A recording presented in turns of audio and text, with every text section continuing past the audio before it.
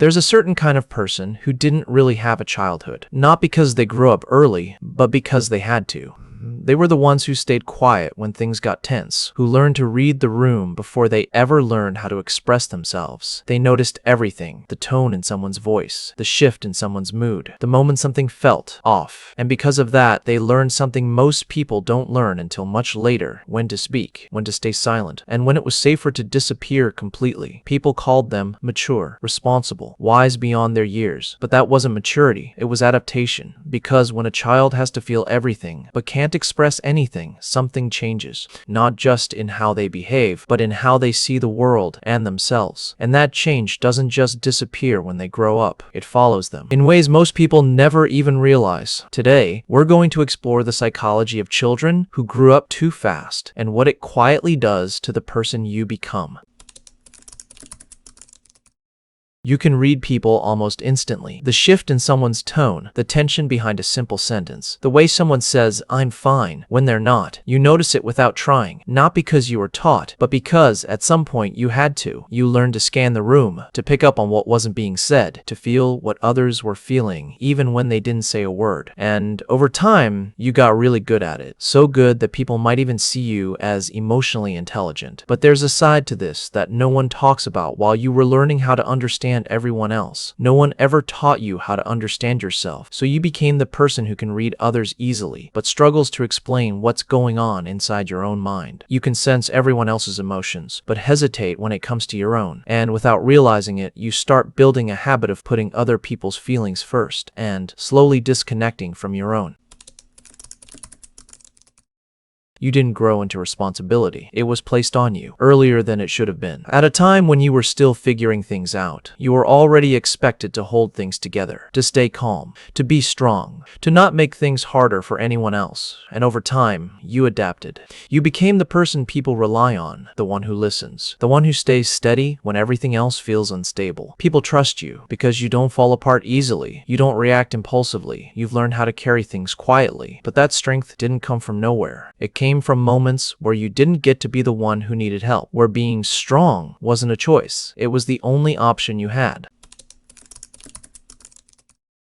At some point, you stopped expecting things to feel stable, so you created your own version of it. You learned how to calm yourself down, how to think things through, how to deal with situations on your own, because relying on someone else didn't always feel like an option. So you adapted. You became the person who doesn't need much from anyone. You handle things quietly. You figure things out on your own. You don't wait for reassurance, you give it to yourself. And from the outside, it looks like strength, like independence, like you got everything under control. But there's another side to it. When you get used to being your own safe place, you also get used to not needing anyone else. And over time, that can turn into distance. Not because you don't care, but because letting someone in feels unfamiliar, maybe even uncomfortable. You notice things most people miss. The slight pause before someone answers, the change in their tone, the way they say, "I'm okay," and you know they're not.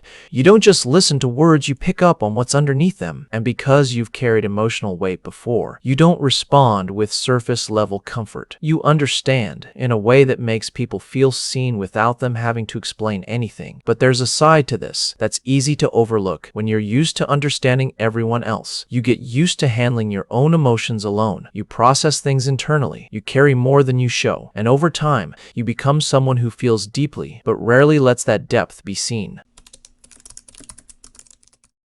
Even when everything around you is calm, your mind isn't. You might be lying in bed, sitting in silence, finally having a moment to relax, and somehow your thoughts are still running, replaying things, anticipating problems, trying to stay one step ahead. It's like a part of you is always on alert, not because something is wrong right now, but because at some point it usually was. So your mind learned to stay active, to keep scanning, to keep thinking, to keep preparing just in case. And over time, that constant awareness becomes your normal. So when things finally slow down, it doesn't always feel peaceful. Sometimes it feels unfamiliar, even uncomfortable, like you don't quite know how to just be without thinking about what comes next.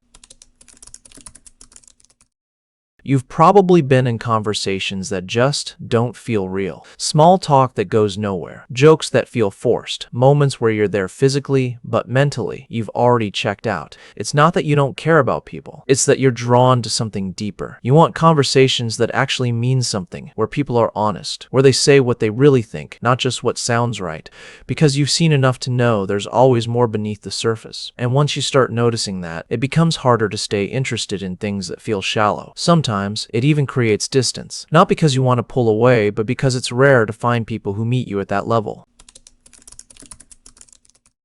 From the outside, you seem like someone who has it together. You stay calm in situations where others might panic. You listen. You understand. You handle things without making them heavier for anyone else. People see you as strong, as someone who can deal with anything, and in many ways, that's true. You built that version of yourself. You learned how to stay steady, even when things didn't feel steady inside. But there's something people don't always realize: being strong doesn't mean you never needed support. It just means you got used to not having it. So you learn how to function without it, how to handle things on your own, even when part of you wished you didn't have to. If you've spent most of your life being the strong one, the aware one, the one who holds things together, it's easy to forget that you weren't always supposed to be that way. There were parts of your life that moved too quickly, moments where you had to understand more than you should have, carry more than you were ready for, and grow in ways that weren't exactly a choice. And even if you've adapted, that doesn't mean those missing pieces don't still matter. Because moving forward isn't just about staying strong. It's also about recognizing what you didn't get to experience, and slowly allowing space for it now. Moments where you don't have to be the one who understands everything, where you don't have to stay composed, where you don't have to carry it all on your own. Not all at once, but little by little, because healing isn't just about becoming stronger. Sometimes, it's about finally giving yourself the permission to not have to be strong all the time. Everything you went through shaped you. It built your depth, your awareness, your resilience. But here's the truth. Most people don't realize you don't have to stay in survival mode forever. You can still be strong, but you can also allow yourself to breathe, to pause without guilt, to lean on others without shame, to live with balance instead of constantly holding everything together. Your past doesn't define your limits. It explains who you are, but it doesn't decide who you can become. And right now, you have the chance to build a life that includes both strength that doesn't weigh you down and ease that doesn't make you weak. If you look back at your past, it's easy to see only the hard parts, the moments you had to grow up too fast, the times you carried more than you should have, the moments that felt unfair or lonely. But here's the thing, those experiences didn't just make things harder. They also gave you something rare, awareness that most people don't develop until much later, emotional strength that lets you stay steady when life gets heavy, the ability to navigate complexity and see patterns others miss. These aren't small things. They're not burdens. They're the tools you've been carrying all along, the very things that can give you an advantage in life if you choose to use them in a healthy way. Your past didn't just shape you, it also equipped you, and now it's yours to make the most of. It's the quiet awareness that lets you notice things others miss, the emotional strength that keeps you steady when life shakes everyone else, the resilience that lets you navigate moments most people stumble through. All of it was shaped by experience, and while it may not have been easy, it gave you something no one can take away, a depth that makes you who you are, a perspective that sets you apart, a strength that's tempered with understanding. You didn't just adapt, you didn't just survive, you became someone who can hold both life's weight and its beauty.